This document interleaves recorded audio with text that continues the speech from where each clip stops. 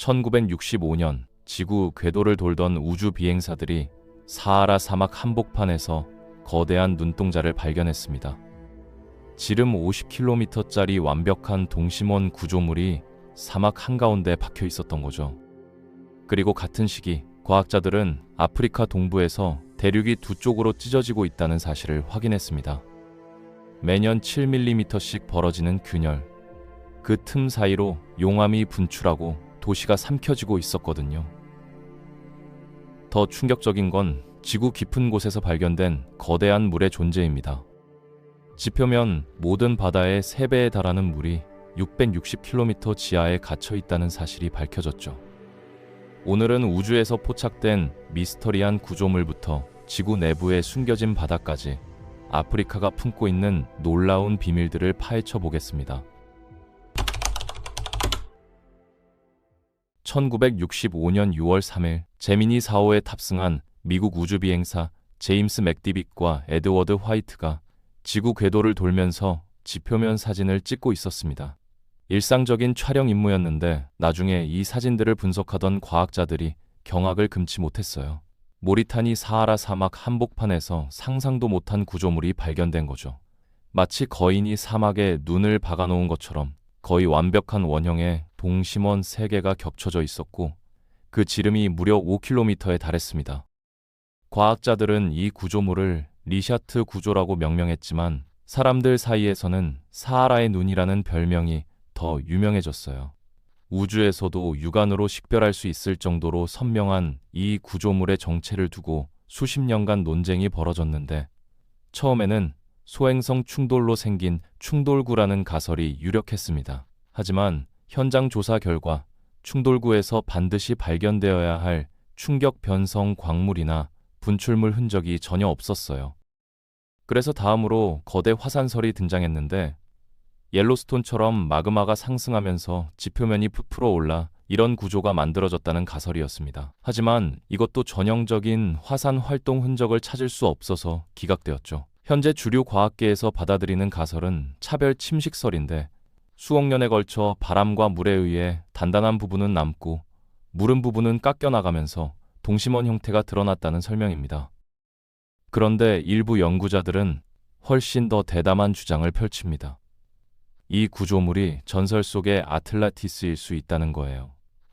고대 그리스 철학자 플라톤이 기원전 360년경에 쓴 대화록에 따르면 아틀란티스는 바다와 육지가 번갈아가며 동심원을 이루는 도시였습니다. 2개의 육지고리와 3개의 물고리가 중심에서 같은 거리를 두고 둘러싸고 있었다는 묘사가 리샤트 구조와 놀랍도록 일치하거든요. 프랑스의 아틀란티스 연구자 오를란도 산토스는 사하라가 과거에 바다였던 시기가 있었고 대격변으로 아틀란티스가 물에 잠겼다가 지각 변동으로 다시 육지가 되었을 수 있다고 주장합니다. 실제로 지질학적 증거에 따르면 사하라는 수천 년 전만 해도 푸른 초원과 호수가 있는 수변한 지역이었어요.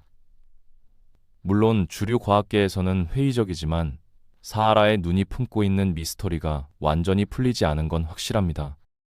사하라에는 또 다른 미스터리가 숨어 있습니다. 리비아 사막으로 가보면 모래 언덕 사이에서 아주 이상한 물질이 발견되는데 과학자들이 리비아 유리라고 부르는 이 조각들은 연한 노란색부터 진한 초록색까지 다양한 색깔을 띠고 사막의 태양빛을 받으면 보석처럼 반짝여요. 이 유리의 나이가 무려 2900만 년 전으로 거슬러 올라가는데 가로 150km, 세로 30km에 달하는 지역에 수백 톤이 흩어져 있습니다. 이걸 만들려면 모래를 1700도 이상의 고온으로 녹여야 하는데 가장 유력한 가설은 운석 충돌이에요. 보스턴 대학교 연구팀이 리비아와 이집트 국경 근처에서 지름 31km짜리 충돌구를 발견했지만 나이와 위치가 맞지 않아서 직접적인 연관성을 입증하지 못했습니다. 리비아 유리의 정확한 기원은 아직도 수개끼로 남아있어요. 이제 시선을 아프리카 동부로 돌려보겠습니다. 위성 사진으로 이 지역을 내려다보면 대륙을 가로지르는 거대한 상처 자국이 보이는데 이게 바로 동아프리카 열곡대예요. 에티오피아에서 모잠비크까지 무려 3,500km나 뻗어있는 이 균열은 지구에서 가장 활발한 지질 활동이 벌어지는 곳 중 하나입니다. 여기서 세 개의 거대한 지각판이 서로 다른 방향으로 벌어지고 있거든요.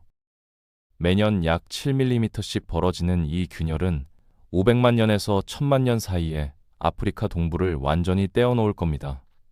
그 자리에 인도양 물이 밀려들어와 새로운 바다가 탄생하게 되죠. 에티오피아, 소말리아, 케냐, 탄자니아 같은 나라들이 별도의 대륙이 되는 건데, 문제는 이 과정이 지금 이 순간에도 사람들의 목숨을 앗아가고 있다는 겁니다.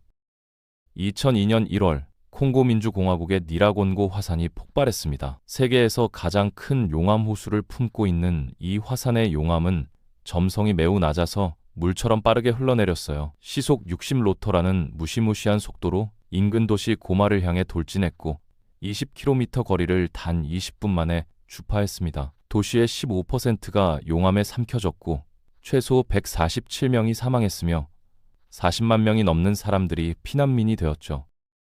2005년에는 에티오피아 아파르 지역에서 더 충격적인 일이 벌어졌어요.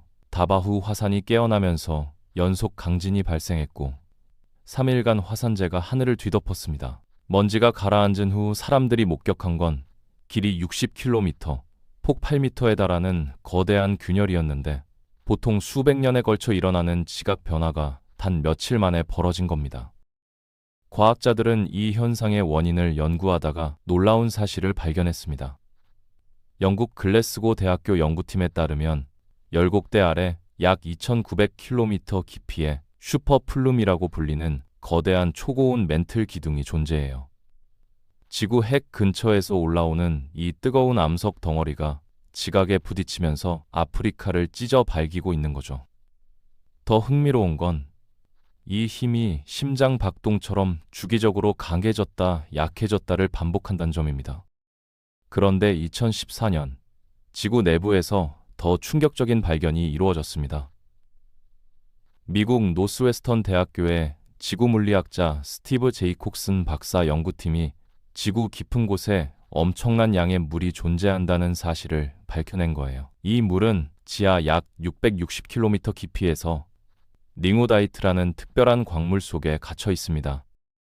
링우다이트는 아름다운 푸른색을 띠는 광물인데 지구 멘틀의 극한 온도와 압력 속에서만 형성되는 희귀한 물질이에요. 과학자들의 추정에 따르면 이 광물 속에 갇힌 물의 양이 지구 표면의 모든 바다를 합친 것보다 3배나 많을 수 있다고 합니다. 이 발견은 지구의 바다가 얼음 해성 충돌로 생겼다는 기존 이론을 완전히 뒤집어 버렸죠. 이제는 지구가 형성될 때부터 이미 물을 품고 있었을 가능성이 커졌습니다. 더 흥미로운 점은 이 물이 동아프리카 열곡대의 분열에도 영향을 미칠 수 있다는 건데, 링우다이트가 동아프리카 아래에 특히 많이 모여 있다는 증거가 있어요. 이 숨겨진 물이 상승하는 초고온 암석과 상호작용하면 지질 활동이 훨씬 격렬해지고 균열이 가속화될 수 있습니다. 이 지질 활동은 때로 기괴한 결과물을 만들어내기도 해요. 탄자니아 북부에 나트론 호수라는 곳이 있는데 지구상에서 가장 치명적인 호수로 불립니다. 이 호수 주변에서 새들과 박쥐들이 석상처럼 굳어버린 채로 발견되거든요. 나트륨과 탄산염이 과포화 상태로 녹아 있어서 산성도가 암모니아 수준인 10.5까지 올라가는데 열곡대 아래에서 올라오는 광물들이 유입되면서 이런 치명적인 환경이 만들어진 겁니다. 역설적이게도 이 죽음의 호수에서 생명이 탄생합니다. 동아프리카 쇠홍학의 약 75%가 바로 이 호수에서 부화하거든요. 홍학들은 다리가 두꺼운 비늘로 덮여 있어서 보호받을 수 있고 포식자들이 독한 물을 피하기 때문에 호수가 천연 요새가 됩니다. 어떤 생물에게는 죽음에 덫이지만 다른 생물에게는 생명의 요람이 되는 아이러니한 장소죠. 아프리카는 정말 신비로운 대륙입니다. 우주에서 포착된 거대한 눈이 사막 한복판에 존재하고 수천만 년 전 만들어진 미스터리한 유리가 모래 위에 흩어져 있죠. 대륙 자체가 서서히 두 쪽으로 갈라지고 있고 지하 660km에는 모든 바다보다 많은 물이 갇혀 있습니다. 과학자들은 먼 미래의 아프리카 동부가 완전히 떨어져 나가 별도의 대륙이 되고 그 사이에 새로운 바다가 탄생할 거라고 예측합니다. 우리는 우리 이 거대한 지질학적 드라마의 한 장면을 살아가고 있는 거예요.